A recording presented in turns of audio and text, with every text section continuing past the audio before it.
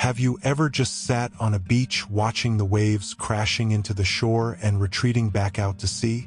Have you noticed driftwood or shells being dragged back out, not knowing where they would end up next?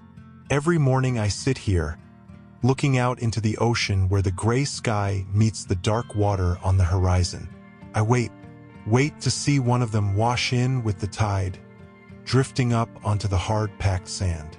As soon as I see them, I run from my position, grabbing them and dragging their limp bodies further up the beach, laying them to rest in the soft sand near the brush-filled dunes. That's when I set to work. It's a ritual I've performed since I was a child, being trained by my father, just like his father did for him. I look down at the naked body, always different. Sometimes a man, sometimes a woman, ranging from a younger adult to decrepit and old. Some have been thin, some obese.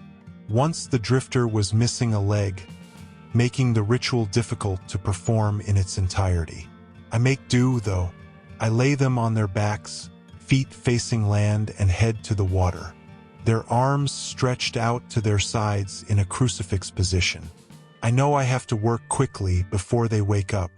I've never had the misfortune of seeing it before, but have been told the stories of what happens if they wake before the ritual is complete. The entire island could be erased in the blink of an eye. Generations of work, my bloodline, all for naught. I'm getting distracted, sorry. The ritual. While in the crucifix position, I start the runes. Beginning with each hand and foot, I carve the same sequence going inward towards the body, from the tips of the fingers and toes, moving counterclockwise from the left hand to the feet and finishing with the right hand. The work is methodical. My knife moves with a determined precision, honed with 20 years of practice. Their blood flows blue, staining the sands with an almost neon hue. A scent of ammonia lingers with it. When every limb has been carved, I start at the top of the head, moving from the small bump in the middle of their forehead, down toward the chest. They bleed much more when I get to the neck, as one of the runes must cut right across the jugular. Their blood sprays, leaving a shower on the surrounding sand. Some days it mixes with the drizzle of rain, creating a bluish mist that floats across the beach. Finally, the runes are finished. The ritual is almost complete. I lay my knife down and wipe my hand across the drifter's throat, making sure I have enough blood to finish. I swipe their blood across my own forehead, leaving a horizontal line above my eyes, then drawing a vertical line under each of my eyes. This is my war paint. I alone stand against these terrors, protecting my island community, and by extension, the world. The preparations are done. I pick up the knife once more and walk to meet the crashing waves. The final step. My hand dips under the salt water, opening with my palm up. The waves crash in, and as soon as they begin to be pulled back to the sea, I swipe the knife across, letting my own blood flow freely and mix with the water. This is the final offering, the plea to whatever gods rule over the sea, to end this monstrosity and keep us safe. The salt water stings as I bring my hand back up, the cold air adding to the pain. My feet slide across the sand as I walk back to the drifter. Lifting the knife, still dripping with the mix of my blood and salt water, I plunge it into the middle of the drifter's chest, into the diaphragm. The same reaction every time. Their eyes snap open, a final, desperate gasp for air. All in vain. I've severed the muscle that allows them to draw breath. They slowly drown as whatever blood is left in them fills their lungs, screaming curses in a language I don't understand. When the ritual is done and the last spasms go through their bodies, I grab the can of gasoline and the herbs I keep in a small shack on the beach. I douse the body, setting it alight and throwing the herbs on top. Like sage for cleansing spirits, the bundle of lavender and catnip smolders, sending wisps of their scent through the air. With this, the drifter is cleansed and the island safe once more. I head back to the village, taking the beaten path carved into the brush by the generations before me. I exchange nice pleasantries with others as I pass by. They thank me for what I do, protecting us from the drifters.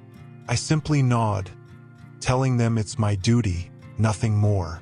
I make my way to the village square, heading into the courthouse at the other end. Briggs, our mayor, is waiting for my daily report. He looks up from the papers he's signing as I walk into the room. Raleigh, how are you today? Any happenings at the shore? He shuffles the papers aside and leans back in his seat, motioning to the chair across from him. I sit down in the stiff leather chair, hearing it squeak under me. There was one, older, male. They're coming more often these days. This is the third this week. When I started 20 years ago, we got one every 2 weeks or so. Should we be worried, sir? His brow furrowed with worry. He was an older man, at least 60. He had lived on the mainland for a while before coming back to the island in his younger years, world-weary and in disbelief at what we had to worry about compared to the outside world. They knew nothing of the drifters, the dangers they posed to our world, the heretic god they served. We'll certainly need to keep an eye on it. The records show that more show up preceding times of trouble. The earliest we have on record preceded the Black Plague.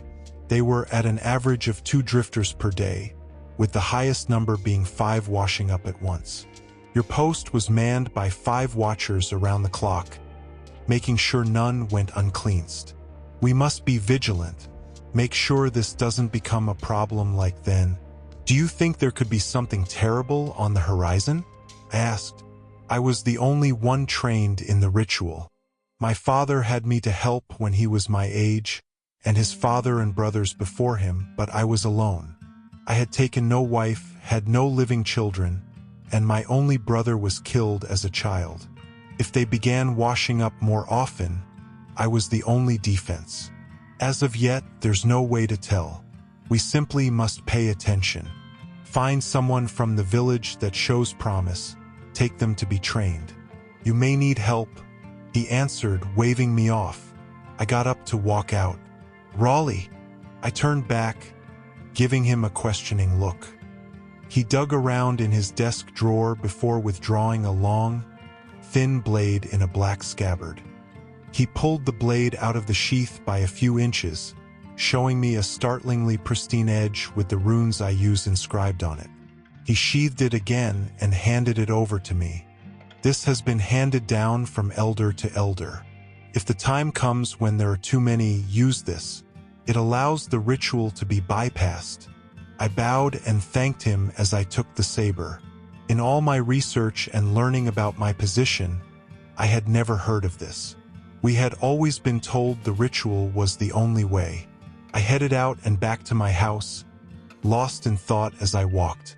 I was shaken from my daydreaming by screaming coming from down the path, the direction of the shore. Raleigh! Raleigh! Vale, one of the village teenagers. She was shouting for me in a panicked voice, fear rising to overtake any other emotion. Quick! You have to go to the shore. What's going on? I stopped her as she ran up, panting for breath. She leaned over and grabbed her knees, gasping. Another one. A drifter. Some of the kids were playing in the water and it washed up, she wheezed. Shit. I didn't even wait for her to finish. When she said drifter, I took off, sprinting with all the energy I had. They never washed up past noon, rarely ever after daybreak even. 2 in one day. This is bad. If one wakes up while I'm not there, ruin would follow. Thankfully, it wasn't far to the shore. As I passed over the dunes, I saw the children gathered around it. The drifter this time appeared to be a woman, old and covered in wrinkles. One of the children had a stick of driftwood they were using to poke at it, nudging it as the waves lapped around. Stop! I shouted, waving my arms as the children continued poking. They looked toward me, a quizzical glint in their eyes. Get the fuck away from it! It happened in slow motion. The drifter's eyes opened. Their unearthly green hue, like emeralds reflecting a blue sea, shined through the haze. I saw the sharp teeth bare themselves and the hands reach for the nearest child. Long claws tore skin and red blood mixed with ocean spray. I heard the boy scream in pain before turning to a low gurgle as blood filled his throat instead. I wasn't thinking. Instinct took over and I drew the blade I had just been given. The runes reflected the gray sky, the sharp edge of the blade shining like the sea. I jumped at the drifter and plunged the blade between its neck and shoulder, stabbing downward through the chest and into the gut. It let out a high screech and the wind around picked up, intense howling echoing the drifter's cry. The ocean churned in response, sea foam churning into madness where calm, small waves were before. "Fucking die!" I screamed. I plunged my hand down into the wound, covering it in blood and painting my face with it. I withdrew the sword, quickly slicing my palm and dipping it into an incoming wave. The drifter screamed again. Clouds moved in, erasing any light that was left. The weather turned from a gray morning to a small hurricane in moments. I knew this had to end quickly. In one deft movement, I stabbed upward, bringing the blade out of the water and impaling the creature. Right in target. The screams died out along with the wind. Peace had returned to the shoreline. I sat there for a moment collecting myself before turning to look at the gore mixed with ocean. The poor boy, his throat torn out, had passed. I took him in my arms and carried him up to dry sand before going back and gathering the drifter's body. I covered the boy with my coat and the creature with gasoline. I wanted it to feel the flames of hell. I sat and watched it burn for a while, long after the local doctor had come and taken the boy, his mother screaming in grief as she watched. I couldn't come up with words to say I was sorry. I was supposed to protect these people. I was the one that should be dead. When the last ashes had fizzled out, I still remained, thinking to myself what could be done to prevent this from happening again. I didn't know that it would only get worse from there. There were two more this morning. I was waiting, watching the sea thrash and roll. I'm not sure when I drifted off. The same nightmare that kept me up the night before covered me again, leaving me in fits. I saw the boy's corpse laying in the waves, blood being pulled out with the sea foam. Suddenly the clouds started rolling in, wind whipping up sand and spray. I saw lightning flash down the shoreline and felt the thunder boom in my chest immediately after. Something was coming. The waves grew taller with each one that crashed to shore. When I looked closer, I saw that it wasn't just water hitting the shore.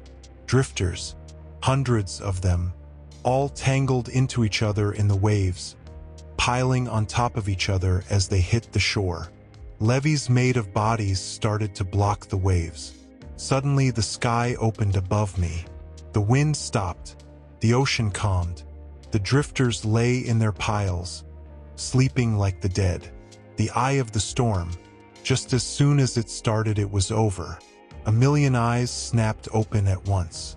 Their screams layered each other, creating an unholy chorus as they awoke and began flooding inland. Right before the flood, I caught a glimpse of the horizon. Gray clouds mired above rolling waves. Through the rain and wind, I could see something moving against the sky, wading through the depths of the water towards my home. I had seen pictures of skyscrapers, and this dwarfed them. Just as it began to become clear through the sheets of rain, a bolt of lightning struck in front of it. I woke with a start, jumping from the sand and looking in the direction it had been. The flood was gone. The day was gray but still, just a dream. I shook the sleep from my eyes and resumed my vigil. I spotted one washing in with the waves.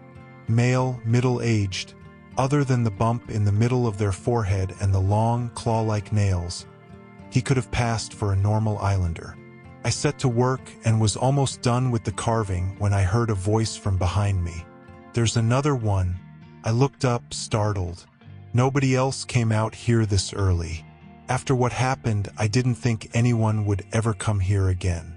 I was surprised even more to see that it was Vale, now nodding towards the shore a ways to my left. I followed her gaze and saw another motionless form crumpled there, sea foam washing over.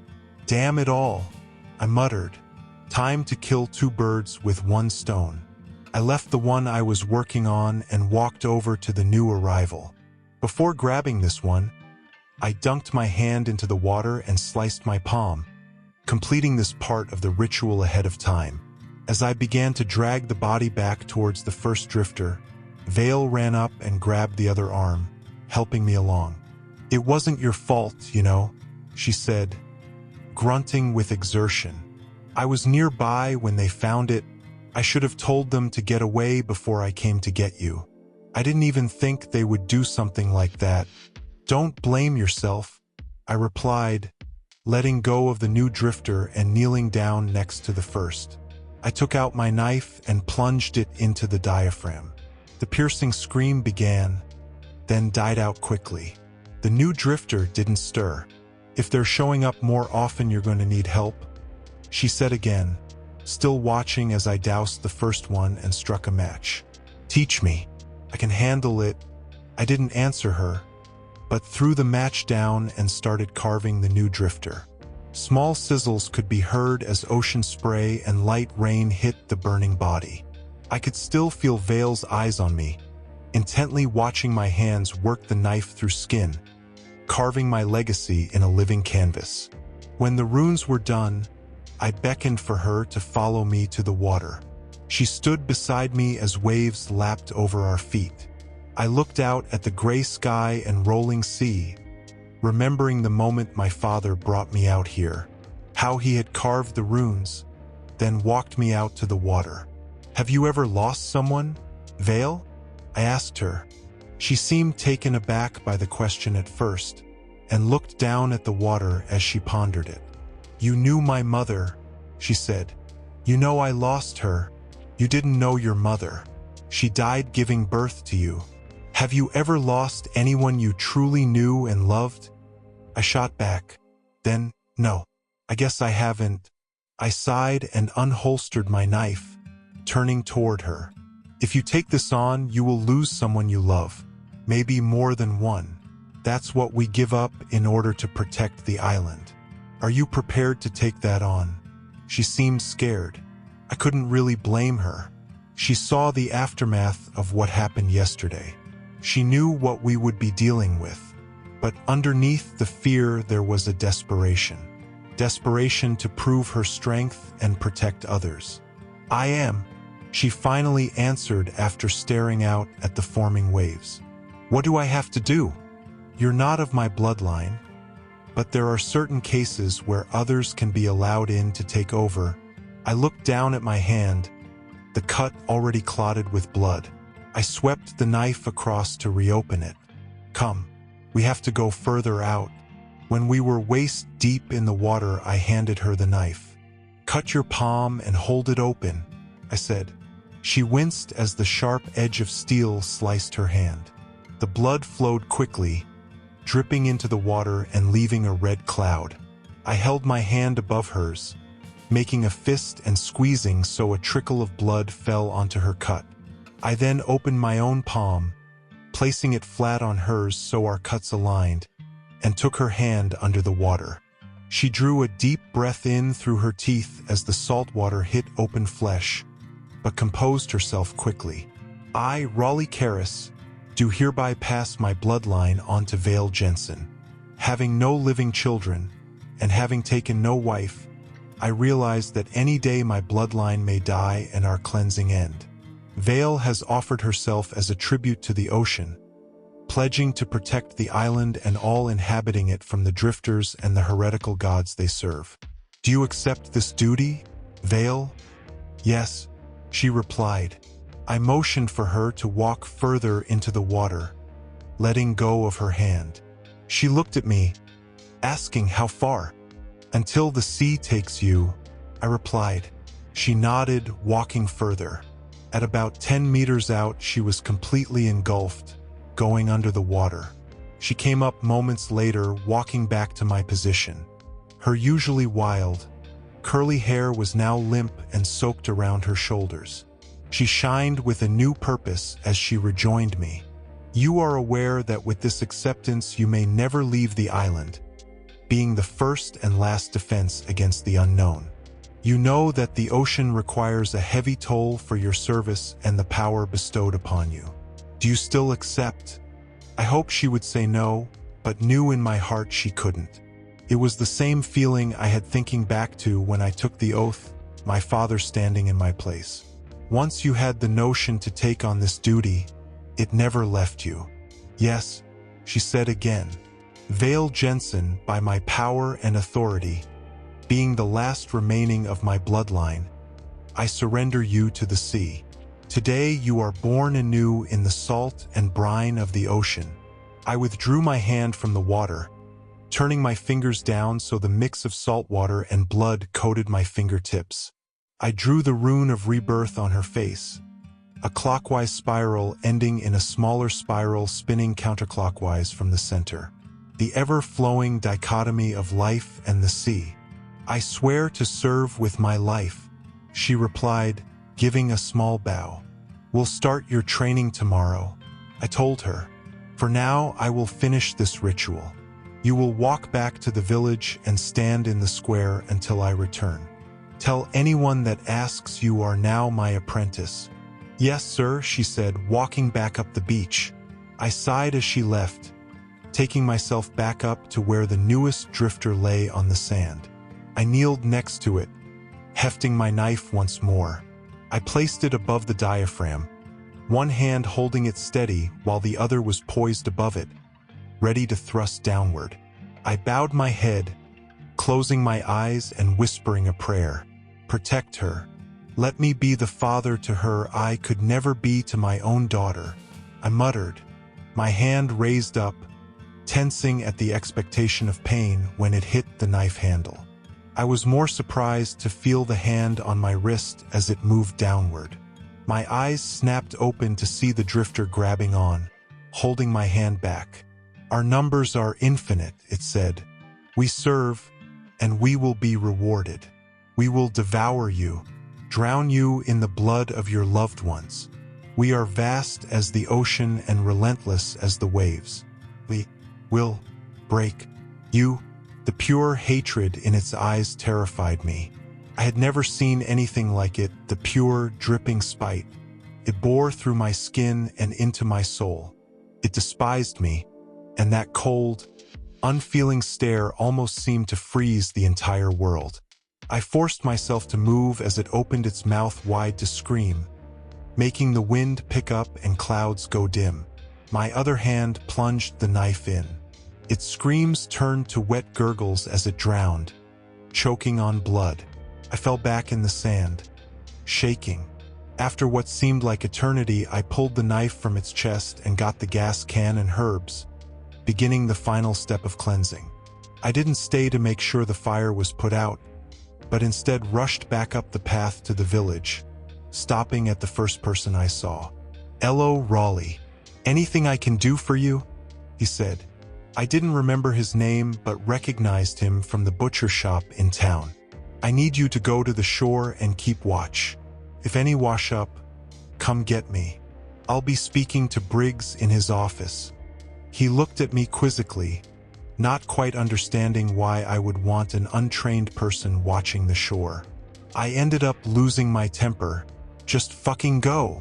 He tore off up the path, leaving a dust cloud behind him.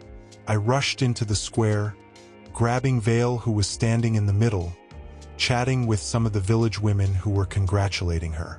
We barged into the office to Briggs' surprise. "Raleigh, you didn't tell me you had chosen an apprentice already. I should have had final approdash." I cut him off before he finished. "What the fuck is happening, Briggs?" I shouted, causing both him and Vale to wince in return. One of those damn things grabbed me and fucking spoke. They've never spoken before. His eyes grew wide. I could see Vale bring a hand to her mouth next to me. Briggs sat back in his chair, reaching into a drawer and pulling out a tall bottle filled with dark amber. He produced 3 glasses from the same drawer and started pouring. "I'm sorry for overstepping your authority," he said, raising the glass to his lips and sloshing half of it down his shirt from shaking hands. "I had hoped this wouldn't happen while I was in charge. Guess I hoped for too much." He drained his glass, then got up and walked over to a portrait on the wall. Pulling the portrait up and setting it down on the floor, he revealed a safe behind it. He opened it and pulled out a large, leather-bound book, yellowed with age. The next item he revealed was an old flintlock pistol. "Everything you'll need to know is in there," he said, motioning to the book. "I'm sorry, but it's just too much." He raised the gun to his temple and cocked the hammer. I barely had time to grab Vale and avert her eyes when he pulled the trigger. Warm blood and sharp skull fragments sprayed over us.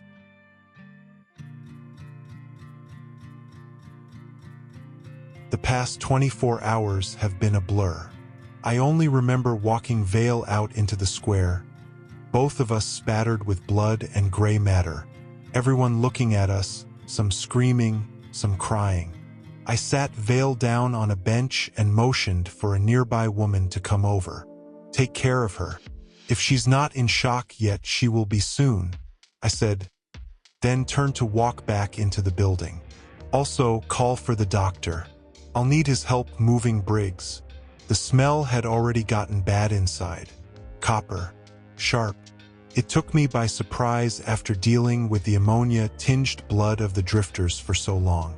I looked down at Briggs' body, small wisps of steam rising from the open wound as cold air drafted in. "Cowardly fucking bastard," I muttered to his body. For probably the first time since my father had brought me out to the beach, I was scared. I had seen the soul drain from Briggs' face when I told him about the drifter speaking. He knew things I never did, things that he didn't want to face. But what? The book was still lying on the desk where he had left it, now covered in a messy layer of gore. I grabbed a nearby cloth and wiped it clean, trying my best to get all the pieces of brain and skull off. Runes were emblazoned on the cover. Some of them I had never seen before. I opened the book and began reading. The pages were old and yellowed, with spots here and there from where ink had been spilled and what I think was blood. There were illustrations of drifters, making detailed notes of their anatomy and physiological traits. The next page showed the rune configurations as well as the carving for the ritual. I had just begun to flip through to another when there was a knock on the door. "Raleigh, what the hell happened here?" Gareth, our local doctor, was standing in the doorway, a handkerchief held over his face. He gazed around the room in horror before settling on Briggs' body. "Oh, God, Briggs, you know anything about all this?" I asked him, drawing his eyes to the book. He shook his head, looking instead at the flintlock pistol still clutched in Briggs' hand. "So he did this to himself?" "Yeah." Told him about the drifter that just spoke while I was doing the ritual. He handed me this book, then blew his goddamn brains out. I haven't seen anyone that terrified since, well, your brother. Gareth finished my thought. "Go, Raleigh. I'll take care of this. I know this brings back painful memories for you." He moved from the doorway, revealing that Vale was standing behind him, still with a look of shock on her face. I snatched the book off the desk and walked briskly out, grabbing her arm and turning her from the grisly scene. There were tear tracks through the blood on her face. We walked in silence towards her home. When we finally reached it, I sent her inside to clean up and sat on the porch to look further into book. The first half seemed to be all things I already knew about the ritual, the drifter's anatomy, a cipher of the runes. Then something different caught my eye. It was another illustration, but this one of a human. Multiple drawings of the same person, but with subtle changes between each one. Initially, it was a lengthening of nails and teeth, small gills growing in near the nape of the neck. then the eyes turning. I don't know what they used to capture the color of the eyes in the illustration, but it was hauntingly lifelike. The next page held notes and more illustrations. Large ships at sea during a storm being rocked by the waves. A figure standing in the water towering above them. Then the ships being torn asunder by the wind and surf. One survivor of cargo ship Fate's Rest, a man by the name of William Stettler, noted that before the ship sank he witnessed a looming giant on the horizon. I remembered my dream, the giant looming behind the waves of drifters, a general commanding his army. Stettler swears he saw this figure smash the ships with its own hands, causing all on board to fall into the water. Here he says they were set upon by people that looked just like them, save for a small bump in their foreheads and elongated claws and teeth.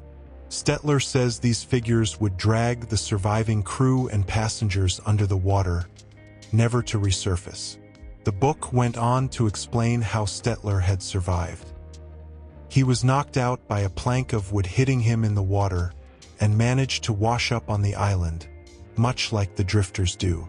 When the watchman on the shore at the time found him, he was almost cleansed with the ritual, only saved because his blood was red instead of blue. Safe to say this was a surprise for the watchman. Stettler joined the watch through marriage eventually, choosing to stay on the island instead of going back to his home on the mainland. He is responsible for one of the greatest breakthrough in our understanding of the drifters. 10 years after the accident and Stettler was on duty keeping watch one morning. When a drifter washed in, he moved to retrieve it as he normally would, but was frozen with fear upon looking at the face. Vale walked back outside, looking at me with concern as she wrung water from her hair. "What are we going to do?" she asked, sitting down next to me. I didn't answer, still reading and rereading the same sentence. Stettler recognized his brother, Jacob Stettler, who he had last seen dragged under the surface 10 years previous. He hadn't aged, and the only difference was the small bump on his head. "Vale," I said, looking at her, "there are things I'm still learning, along with you, things that may cause me to falter in the coming days and weeks. I need you to promise me that if I hesitate, you will step in and finish the job." "I promise," Vale said, still looking concerned. "What's going to happen, Raleigh?" Just then someone came running up the path, shouting my name. I recognized the same man I had stationed at the shoreline, out of breath and wild-eyed. Please come quick. It's going into the village." He stopped in front of the house, panting and shaking. "Calm down. What the hell do you mean?" I asked, jumping from my chair. "And how did you know I was here?" "Doc Gareth told me you were taking Vale home. I saw Briggs. He almost looked like he was going to vomit when he said it, thinking of the mess in Briggs' office. A drifter washed up on shore. I saw it and started coming to get you, but then it spoke to me. It asked where you were. Raleigh?" "Fucking hell," I said, beginning to gather my things and start back toward the village. He stopped me again before I could walk off. "No, Raleigh. This one. It ain't like the others," he said, waving his hands frantically in front of him. "It's him, Raleigh. I don't know how, but it's him." "Who, goddammit? Who is it?" Vale was shouting at him now, trying to make sense of this whole situation. "River," the man whispered, looking down at the ground. I stopped dead in my tracks. I couldn't move. There was no way it could be him. He was gone, dead, his body was never found. This guy just didn't remember what he looked like. He was confused. "Who the hell is River?" Vale asked, getting impatient at the lack of answers. I turned to look at her, grabbing the rune-inscribed blade from my bag in the process. I handed it over to her. "You don't know the ritual yet, and I may not be able to see this one through," I said. "Will anyone please tell me what's going on? I can't help when I'm in the fucking dark here." Vale was practically screaming now, tearing at her hair. "Who in the fuck is River, and why are you so worried about him?"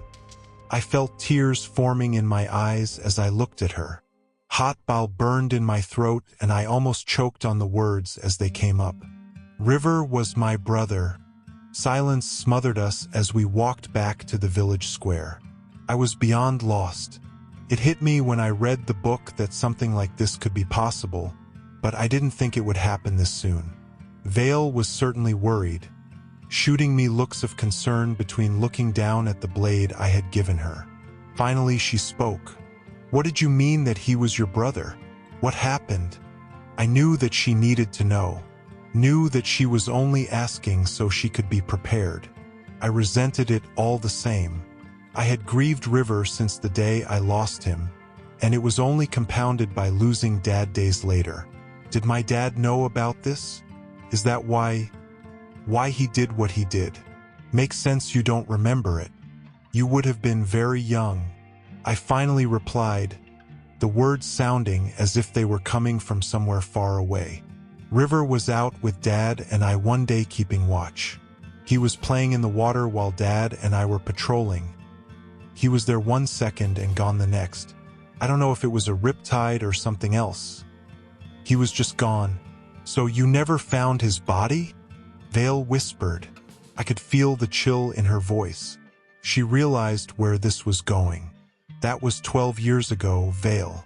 He was 6 years old. We never found him." There was a noticeable shakiness in my voice as I started to say what I feared. Dad blamed himself. Or maybe he knew the truth. Either way, he killed himself that night. Walked right out to the beach, stood in the waves and slashed his own throat. Dear God, Vale let out a small gasp. I found him the next morning. Tide was going out when he did it, so he didn't wash away. He was just laying there in a tidal of his own blood. My voice cracked, remembering that day. I could still feel the cold rain stinging as it hit my skin, the wind scraping my face. Sitting in the pool of his blood and shaking him, hoping he would wake up. I just sat there until I saw a drifter wash up. Then I had a duty, something I was the only one fit for. Only I could do until now. The village square was in sight now. I could see a crowd of people gathered around, all holding on to each other and staring at something in the middle. I stopped in the path, causing Vale to almost run into me. She hefted the blade in its sheath and looked at me expectantly as I turned to her. "Remember what I told you. Step in if you falter." She nodded to me as she said it. If she was scared, she wasn't going to show it. Her gray eyes like the steel of the blade. She was well suited for this. If I make any sign of weakness, of not being able to do this, kill it, I said, reaffirming. If can't promise emotion won't get the better of me. If I move to stop you, cut me down. Raleigh. She looked shocked at this, but the resolve returned moments later. Okay. We walked the remaining 100 yards or so into the square, the crowd parting as we came. As the last of them moved, I could see what they had been staring at. A boy, no older than the day he had disappeared, standing in the middle of the square. He had the signature bump of the drifters and pointed fingernails and teeth. Nothing had changed. He still had the short cropped haircut that Dad had given him just days before he disappeared, and I could see the small slits in his neck where gills had taken shape. He gave me a sharp smile as I approached. "You grew up," he said. His voice was more guttural than I remembered. The innocence of a child's voice was gone, replaced by menace and bloodlust. "I've missed you, big brother, River," I replied simply. I could feel hot tears stinging my eyes. I knew he was dangerous. He could rip me to pieces in seconds if I let my guard down. It didn't change the fact that he was my brother once. He still looked like that 6-year-old boy that disappeared in the waves. "You don't seem as happy as I thought you would. I was hoping for more of a reunion." He replied. He looked around at the crowd that was still looking on. staring at him in horror. What?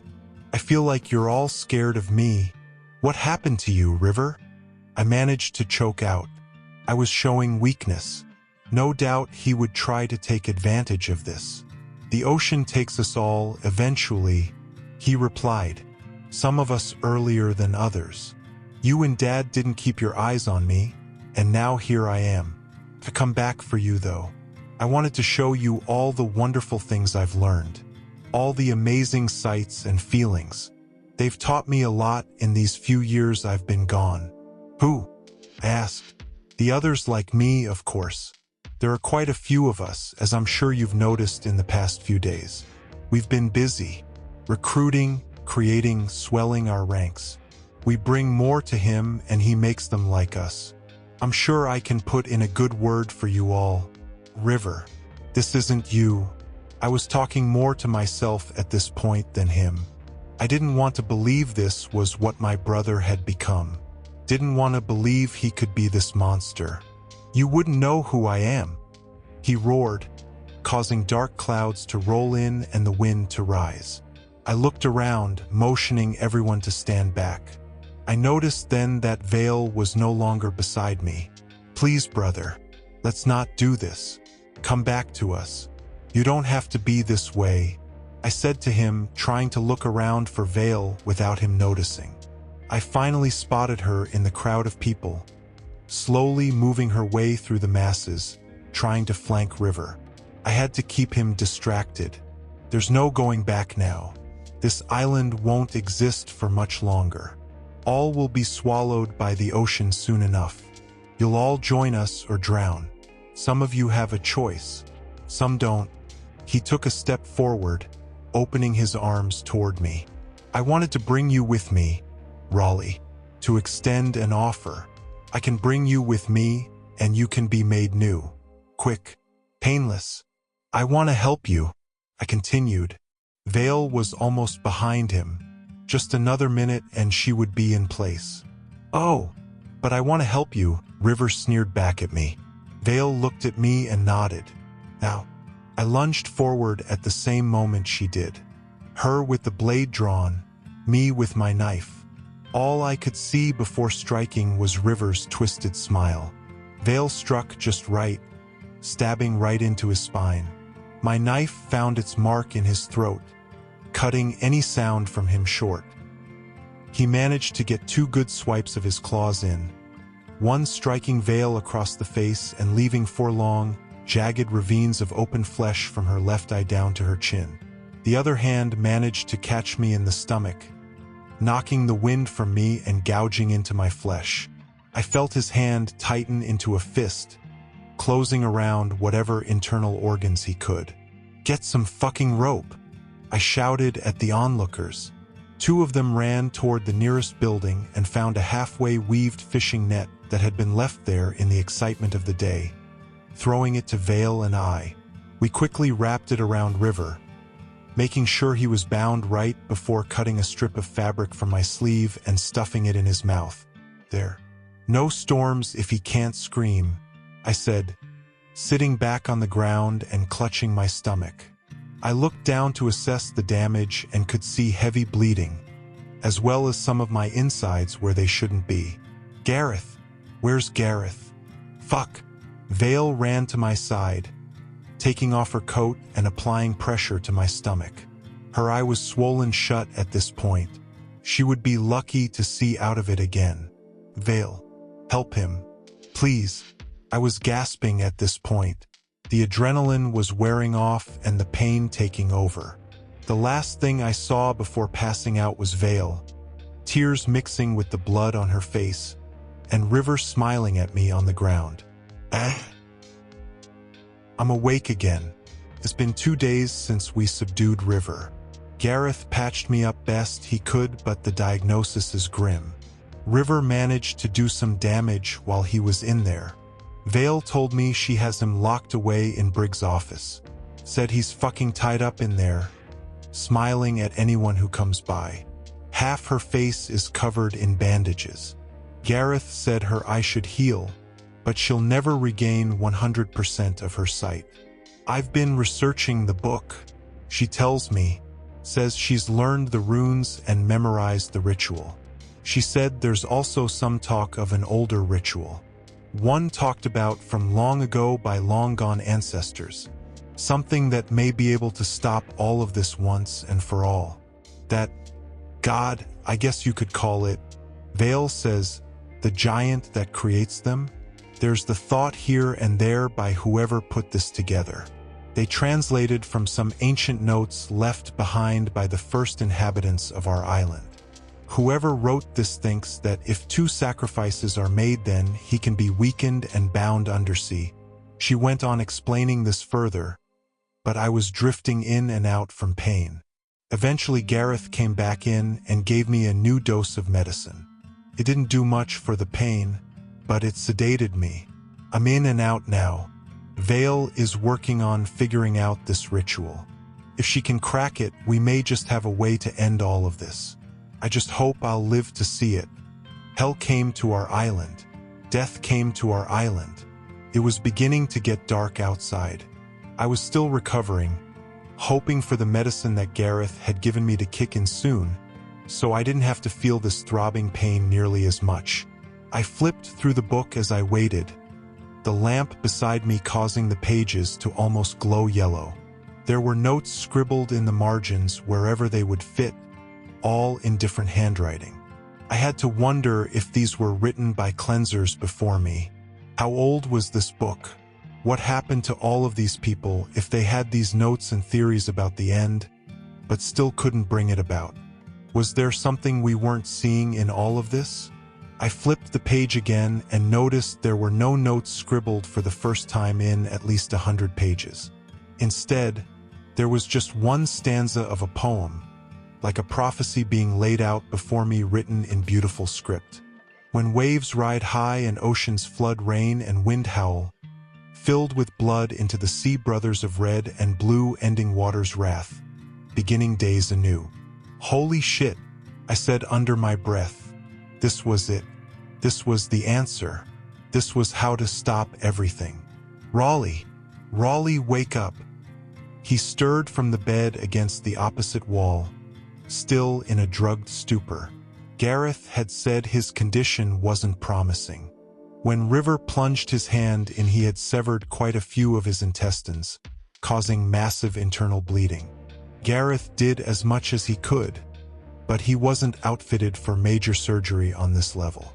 Raleigh turned to me, eyes barely open. Josephine? He mumbled, looking at me in surprise. Are you here to take me away? You've grown so much. No, Raleigh. It's me, Vale, I said. Gareth had told me he may hallucinate due to the medicine. I found it, Raleigh. I'm not ready, Josephine, he muttered back. Tears stung my eyes seeing this man broken. He had protected our island for so long, brought me under his wing without a question. I cried a little more as tears tracked their way across my still open wounds. There came a soft knock at the door as Gareth walked in, holding another vial of medicine and an armful of clean bandages. He looked at me as Raleigh muttered for Josephine once more. Poor man. He hasn't spoken about her in years, Gareth said. Who was Josephine? I asked him. He let out a sigh and sat next to the bed, beginning to dress Raleigh's wounds again. The only person he ever loved, Gareth replied. Josephine was his daughter. Where is she now? Whatever heaven you believe. She only lived for an hour after birth. Passed away not long after her mother. He answered. Think that's why he took to you so well. You reminded him of what he lost. I couldn't hold it back any longer. Tears began to flow freely, stinging my wound even worse than before. I had no family. My mother died during childbirth. My father killed not long after my conception. The village raised me, and Raleigh had always been there, offering advice or helping where he could. Now here he was, dying just a few feet away. Gareth finished wrapping the new bandages and stood up, handing me the vial. Give this to him when he wakes up. It'll help with the pain. He patted me on the shoulder as he began to walk out the door. Raleigh stirred. "Gareth?" he muttered. "Gareth, I need to go." He turned back around, looking to Raleigh. "Rest, old friend. We'll be safe until you're ready," he said. As he opened the door to step outside, a scream pierced the air. Rising wind followed it within seconds. "Help! Help me, please!" came a voice from somewhere outside. It began to scream again, but was cut off in a moment. "Drag them to the waves," came another voice, this one guttural, like the sound of rocks scraping against the ocean floor. "Bring them to Panthalison, so he may shape them in his image." "Fucking hell," Gareth said, stepping back inside and slamming the door. "There's a horde of them out there." More screams cut through the air, causing the wind to strengthen once more. I could hear rain begin to pound on the roof of the small hut. The walls creaked as they were moved. Raleigh stirred yet again, suddenly more alert. "What's happening? Where's the blade?" He began to sit up, then screamed out in pain, falling back on the bed. "Gareth, I have to get out there." "Afraid I can't do that, brother," Gareth told him, pacing the room in thought. "They've never come this far inland. Other than river, of course. I don't like this. They'll find us soon enough." As if on cue, the door was kicked open. A towering drifter barged his way in, claws tearing at the doorframe. It screamed at the sight of them, bringing more heavy rain onto the hut. "Back away, Gareth," I whispered, moving my hand down to the blade still sheathed at my side. He dove aside, leaving a straight path. I had to make sure I was on target, even with my crippled eyesight. I drew the blade slowly, leaning forward and focusing on the diaphragm area, just like Raleigh had showed me that day on the beach. It ran forward, rushing at me with arms held wide, claws brandished. I lunged forward, stabbing up toward it. I missed. It screamed in pain as the blade struck in the middle of the ribcage, above the diaphragm. I heard the bone crack as it was cleaved in two. The drifter fell on top of me, teeth gnashing as it tried to recover. I moved my other hand to the hilt of the blade, grasping it and starting to saw downward. The drifter threw its head forward, attempting to bite down on my neck as I moved to the side under it, furiously working the blade lower. I heard the final gasp as I hit my target. The drifter collapsed, twitching. Gareth ran forward to help roll it off of me as I pulled the blade free, splattering blue blood on the walls. "Vale, are you okay?" Raleigh asked, sitting up slowly this time so as not to hurt himself. He still winced in pain.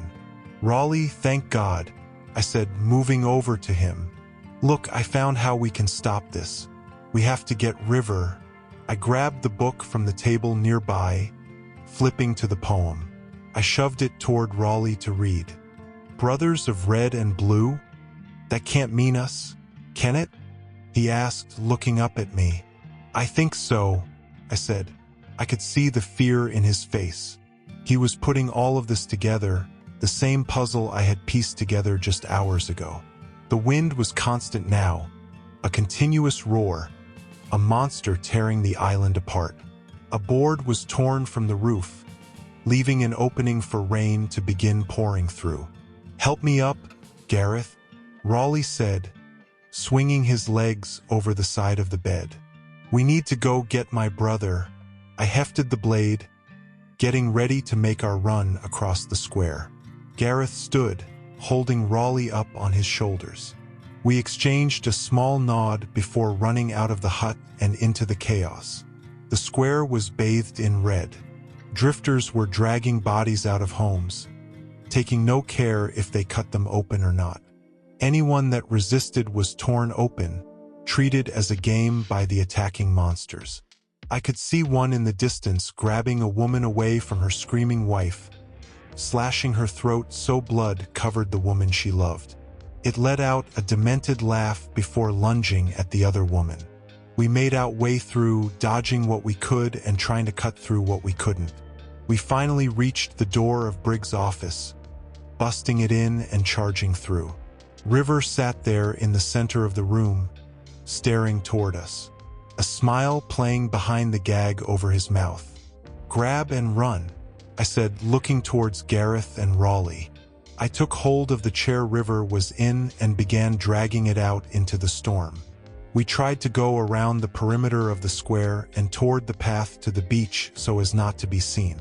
A drifter chased someone out into our path, stopping as it saw us. I charged forward, stabbing it through the eye this time. It fell to the ground shrieking, causing the storm to strengthen. When we finally made it to the path, I saw that we didn't have far to go. The amount of drifters congregating in the island and the chaos they were bringing had caused a storm surge, bringing waves crashing just a few hundred yards away. The dunes were gone. Now the island just consisted of the square and surrounding area. "Oh, it's time, brother," River shouted over the chaos. I looked back to see he had chewed through the gag, allowing him to talk once more. "There is our God, waiting just as promised." I looked in the distance to see an inky silhouette on the horizon, moving ever closer to our position. With every stride it sent a towering wave toward us, taking more of the land for its own. Drifters were frothing in the waves, moving closer to the square. There had to be hundreds, all crashing on top of each other as they scrambled to be first to the feeding. They stopped as they saw us.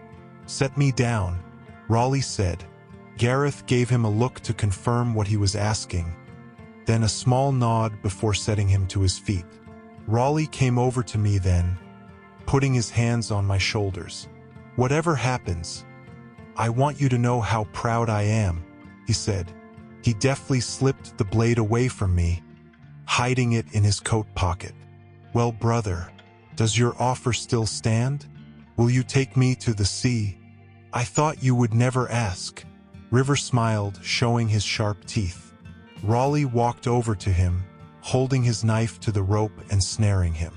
"I will let you free, but you must promise me you will not harm them." Raleigh was wheezing with the effort of standing in his own. River simply nodded in return.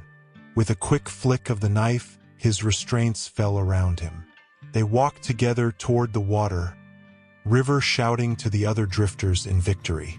When they were waist deep, he turned to Raleigh. "Behold, Panthalison." He motioned you the giant figure, features still obscured by the wind and rain that seemed to emanate from it. "The great sea, ruler of all beneath the waves. I bring you a sacrifice, the last of the cleansing line." He turned to face Raleigh, looking at him as he did the same. "I've waited so long, Raleigh." He thrust his hand forward, impaling Raleigh through the heart. He let out a gasp, leaning forward on his brother. River took him in a great hug, bringing him close. Raleigh wrapped his arms around him in return. "I as well," I heard him say. He flipped the blade from his pocket and held it to River's back, hugging him tight with one arm before thrusting towards himself. River let out a noise of surprise as he and Raleigh were joined by the blade. The drifters standing around began to scream and writhe, causing the wind to rise with them. Suddenly, they stopped. Gareth grabbed my arm and pulled me back, away from the water as we watched. The two brothers, their blood mixing on the blade and running into the water, seemed to melt away into a pool of red and blue. It only took moments for them to disappear completely, the color in the water branching out further toward the crowd of drifters. When they were touched by the blood, the drifters turned to water. With each new mass, a rising wave was formed, holding its place as a wall of water at the shoreline. I could almost make out the two brothers in the middle of it, still locked in their death embrace, translucent in their new state of being. When all the drifters has been reached, it was a towering tsunami standing at the ready. Panthalison stood in the distance, the storm still swirling around him. He hefted his first, crashing it down into the water and sending his own wave forward. The great tsunami rushed to meet it, absorbing it as they collided. It picked up speed as it moved ever closer to the sea god, rolling with fury. There was a loud crash as it smashed into the giant, knocking him from his feet. I saw it try to get back up and regain its footing, but as it did, tendrils of water shot forward from the surface, ensnaring him at every possible point. Finally, two tendrils, one red and one blue, shot forward to wrap around the ancient neck of the sea, pulling it first to its knees, then under the surface forever. We've started taking count and burying our dead now. The island is destroyed, houses gone completely. It appeared as though we had suffered a direct hit from a hurricane. I was walking along the beach earlier when I spotted something shining in a tide pool. As I ran forward to look, I was able to make out the hilt of the time blade. The blade itself was broken, nothing but jagged splinters after a few inches, but I kept it anyway. It's to remember the father I only had for a short time, the man who gave his life for us, as long as he lived. I know when the waves crash in, it's him telling me that he's still there, keeping the evil at bay in death as he did in life. Thank you, Raleigh.